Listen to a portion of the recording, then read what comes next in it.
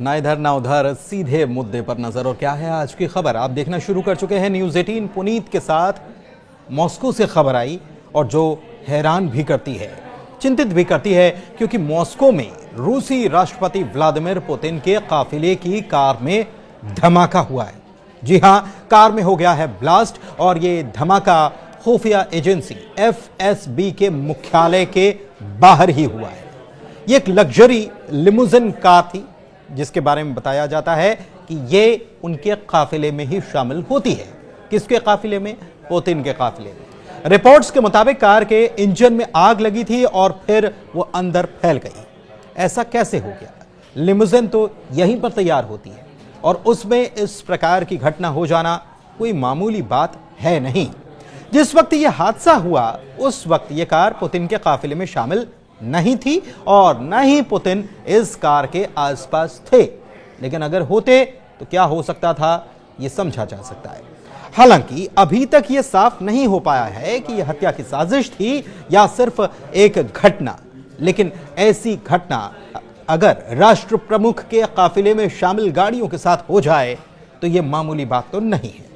घटना के बाद पुतिन की सुरक्षा को लेकर राष्ट्रपति दफ्तर में फिक्र बढ़ गई है, टेंशन बढ़ गई है।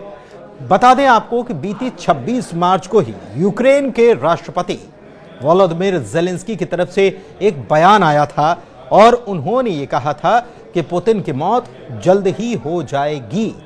जी हां, राष्ट्रपति पुतिन अक्सर इसी लिमुजिन कार का इस्तेमाल करते रहे हैं जिसमें यह धमाका हुआ है।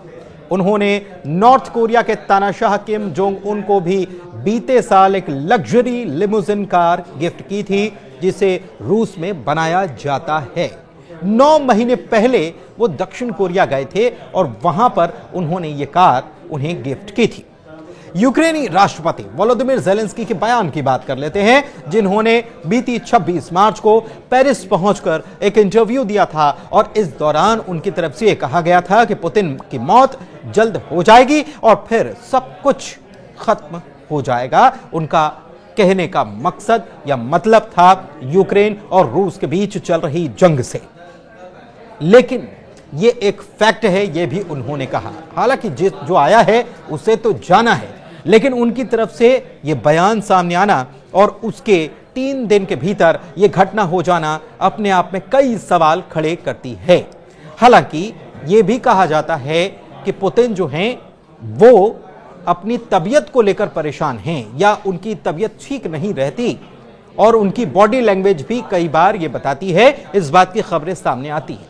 हो सकता है कि यूक्रेनी राष्ट्रपति ने यही कुछ कहा हो, इसी मकसद से कहा हो।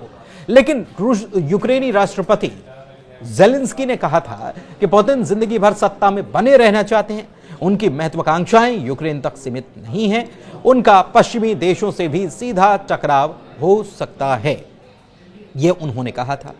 वैसे पुतिन की सुरक्षा की अगर बात कर ली जाए तो उनकी सुरक्षा 4 घेरों में होती है, काफी टाइट सिक्योरिटी रहती है। पुतिन के बॉडीगार्ड खुद को उनके मस्किटियर्स कहते हैं। इसमें रूस की फेडरल सिक्योरिटी फोर्स यानी कि FPS या FSO के लोग शामिल होते हैं। पुतिन खुद जो हैं वो भी अंडरकवर एजेंट रह चुके हैं और वो भी ब्लैक बेल्ट और तमाम चीजों में माहिर है। बाकी अगर उनकी सिक्योरिटी की बात की जाए तो उनके सिक्योरिटी में जो लोग तैनात होते हैं, इनके पास बिना किसी वारंट के तलाशी लेने, निगरानी करने, गिरफ्तारी करने और अन्य सरकारी एजेंसियों को आदेश जारी करने तक का अधिकार इनके पास होता है।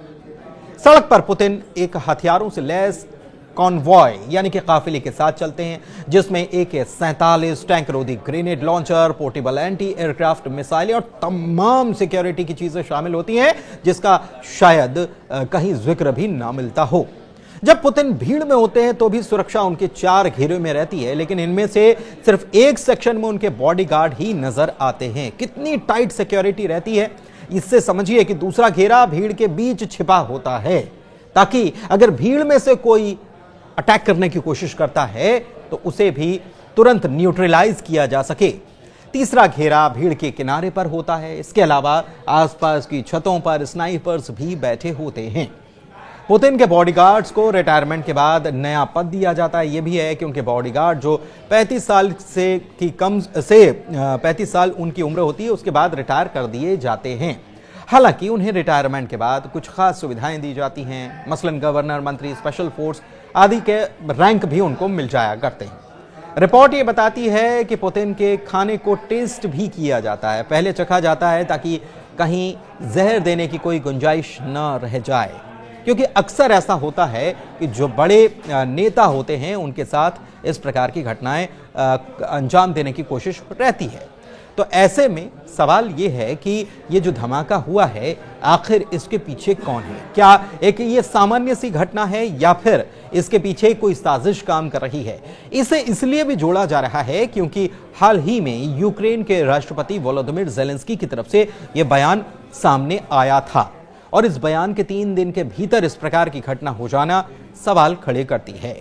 लेकिन इसके पहले भी, जैसा कि हम आपको बता रहे हैं कि इसके पहले भी पुतिन के स्वास्थ्य को लेकर तमाम तरीके की बातें, ये कह लीजिए कि अफवाहें सामने आती रही हैं, चाहे उनके हाथ के काम करने की बात हो या फिर उनके चेहरे के हाव भाव की बात हो। ये कहा जाता रहा है कि उनको कई सारी बीमारियां हैं, अल्जाइमर जैसी बीमारी के बारे में भी कहा जाता है कि उनको अल्जाइमर यानी कि भूलने तक की बीमारी हो रही है। लेकिन इस बीच ये घटना हो जाना अपने आप में चिंता की बात है।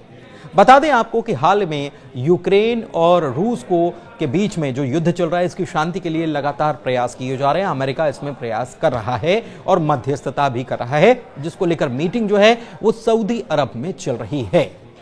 लगातार मीटिंग्स हो रही हैं और इस बीच काला सागर में युद्ध विराम की बात हो या फिर दूसरी जगहों पर युद्ध विराम की बात हो, ये बातें चलती रही हैं। और इस बीच बयान सामने आता है यूक्रेन की तरफ से कि इस पर लिखित में जब तक कुछ नहीं हो जाता तब तक कोई भी चीज जमीन पर नहीं उतर सकती, जबकि रूस के राष्ट्रपति पुतिन की तरफ से यह भी कह दिया गया कि यूक्रेन में तो सरकार है ही नहीं, वहां तो मार्शल लॉ लगा हुआ है और यूक्रेन के राष्ट्रपति का चुनाव जो हुआ था उसे हुए 1 साल पूरा हो चुका है, उस कार्यकाल को समाप्त हुए 1 साल पूरा हो चुका है। और अगर यूक्रेन के साथ कोई डील की जाती है तो उसकी वैधता कितनी है, ये भी सवालों के घेरे में है।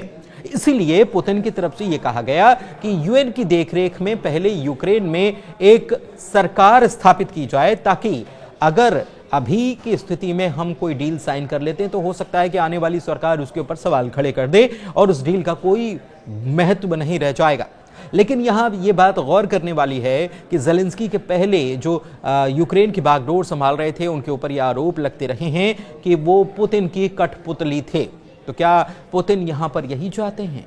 बहुत सारी बातें हैं। फिलहाल तो ये चर्चा सबसे ज्यादा गर्म है कि काफिले में जो कार इस्तेमाल होती थी, जो लिमोजिन कार, जो कि सुपर लग्जरी कार कहलाती है और केवल लग्जरी कार नहीं होती बल्कि सुरक्षा इंतजाम भी उसमें भरपूर होते हैं, उसमें उसके इंजन में आग लग जाना और पूरी गाड़ी में ये फैल जाना, क्या कोई साजिश है? और अगर है तो इस साजिश में किसका हाथ है?